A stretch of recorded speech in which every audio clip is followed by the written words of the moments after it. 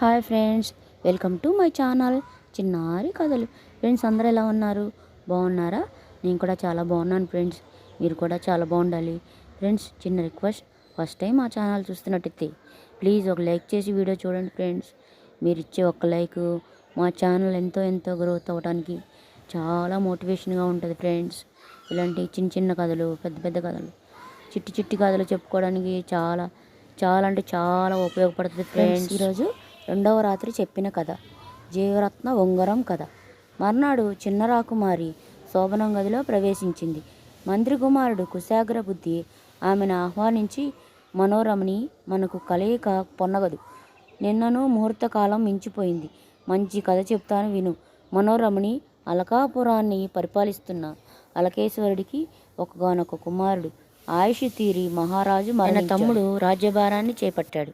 కొంతకాలం వదిన గారిని, వారి కుమారుణ్ణి ఆప్యాయంగానే చూశాడు.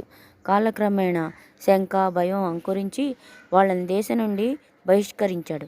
ఆ తల్లి దేశాలు తిరుగుతూ అక్కడక్కడ కూలినాలి చేసుకుంటూ కొడుకును పెంచి పెద్ద చేసి, కొడుకు చేత ఏదైనా వ్యాపారం చేయించాలని 1000 వరహాలు వీరిని వారిని అడిగి సేకరించింది. క్రయ విక్రయాలు చేసి అభివృద్ధి పొందుదామంది. అతడు అంగడి వీధికి వెళుతూ పిల్లి పిల్లల్ని సంచిలో వేసుకుని వెళ్తున్న ఆసామిని ఆపి ఒక పిల్లి పిల్లని తన వద్ద ఉన్న 1000 వరహాలతో కొన్నాడు. దానిని గుండె మీద పెంచుతూ వేళ్లకు పాలు పోస్తుండేవాడు.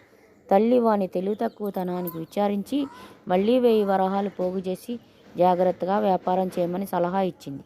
ఈసారి అతడు 1000 వరహాలతో పాటు ఒక పాములవాడి వద్దకు వెళ్ళి ఒక పాము పిల్లను కొన్నాడు. దానిని మెడలో వేసుకొని పాలు పోస్తూ పెంచాడు. అవి 2 పెరిగి పెద్దవయ్యాయి. ఒకనాడు పాము తనను పెంచుతున్న అరుణదత్తుడితో తను వాసుకి కుమారుణ్ణని, తండ్రిని చూడాలని ఉన్నదని అనుమతిస్తే నాగలోకం వెళ్ళి వారందరినీ చూసి వస్తానని అన్నది. అరుణదత్తుడు అంగీకరించి తన పన్నాగుణ్ణి పుట్టకంతలో విడిచిపెట్టాడు. వాసుకి కుమారుణ్ణి చూసి ఎంతగానో ఆనందించాడు.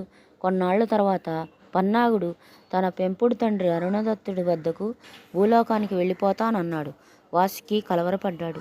నువ్వు వచ్చావని సంతోషిస్తుంటే వెళ్ళిపోతానంటావేమిటి అంటూ వాపోయాడు వాసుకి.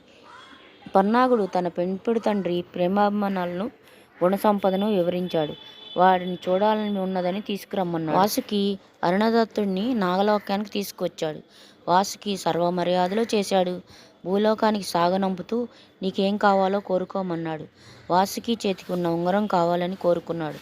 దానిని వానికిచ్చి, మిత్రమా, ఇది జీవరత్న ఉంగరం, కోరిన కోరికలు తీరుస్తుంది, భద్రం అని చెప్పి భూలోకానికి పంపించాడు. అరుణదత్తుడు భూలోకానికి వస్తూ ఉంగరం మహిమను తెలుసుకొనగోరి అక్కడ సువిశాలమైన సర్వసంపన్నమైన మహాసామ్రాజ్యం ఏర్పడాలన్నాడు.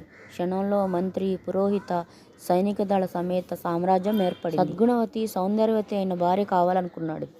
జగదేక సుందరి భార్యగా అమరింది. ఆమెకి స్వర్గమంజరి అని పేరు పెట్టుకున్నాడు. తల్లి తన చెంతకు రావాలనుకున్నాడు. వచ్చింది.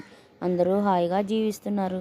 ఒక స్వర్గమంజరి అరుణదత్తుడి చెంతకు చేరి, నాదా, నిత్యం సముద్ర స్నానం చేసి వచ్చి పూజలు చేసుకోవాలని ఉంది, అనుగ్రహించి సొరంగ మార్గాన్ని ఏర్పాటు చేయమని కోరింది. అరుణదత్తుడు జీవరత్న ఉంగరాన్ని కోరి సొరంగ మార్గాన్ని ఏర్పాటు చేసుకున్నాడు. స్వర్గమంజరి ఆ సొరంగ మార్గాన నిత్యం వెళ్ళి సముద్ర స్నానం చేసి వస్తున్నది.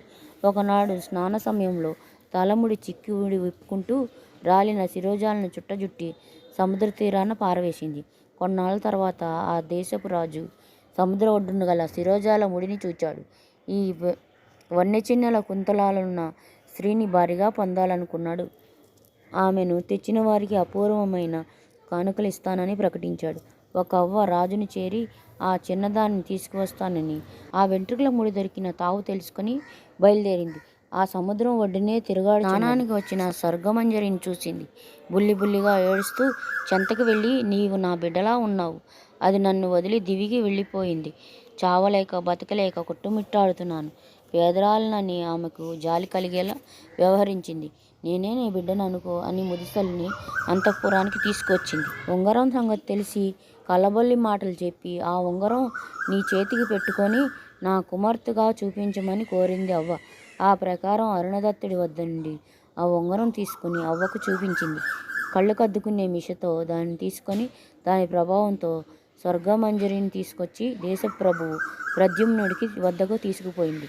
మోసాన్ని గ్రహించిన స్వర్గమంజరి వ్రతదీక్షను పూని అన్న సమారాధన జరిగే వరకు వివాహ ప్రసక్తే లేదని రాజు ప్రద్యుమ్నుడిని ఒప్పించింది. జరిగిన మోసాన్ని గ్రహించి అరుణదత్తుడు స్వర్గమంజరి కొరకు తిరుగాడుతుంటే పిల్లి యజమానితో, నీ భార్య కొచ్చి దేశంలో ఉంది, అక్కడికి వెళ్దామన్నాడు. అనేక రోజుల వ్యయప్రయాసాలు పడి కొచ్చి దేశం చేరుకున్నాడు. ఆనాడు అన్న సమాధాన పంక్తి. అరుణదత్తుడు పిల్లి కూర్చున్నారు. పిల్లి తన ఆకుల్లో వడ్డించిన పదార్థాలను ఆకులో కట్టి ఎలకల కలుగు ముందు ఉంచింది. గుంపులు గుంపులుగా వచ్చిన ఎలకలలో వాటిని రాజుని పట్టుకుని ప్రద్యుమ్నుడి చేతికున్న ఉంగరం తీసుకురామన్నది. చిత్తమ్మని అంతఃపురం వెళ్ళి నిద్రిస్తున్న రాజును నానా యాతనలు పెట్టాయి. వేలిని కొరికాయి. ఉంగరాన్ని తీసి తల్పం మీద పెట్టాడు. దాన్ని పట్టుకొని వెళ్ళి పిల్లి ఇచ్చింది. ఆ పిల్లి అరుణదత్తుడికి ఇవ్వగా దాని ప్రభావంతో యథాస్థితి పొందారు.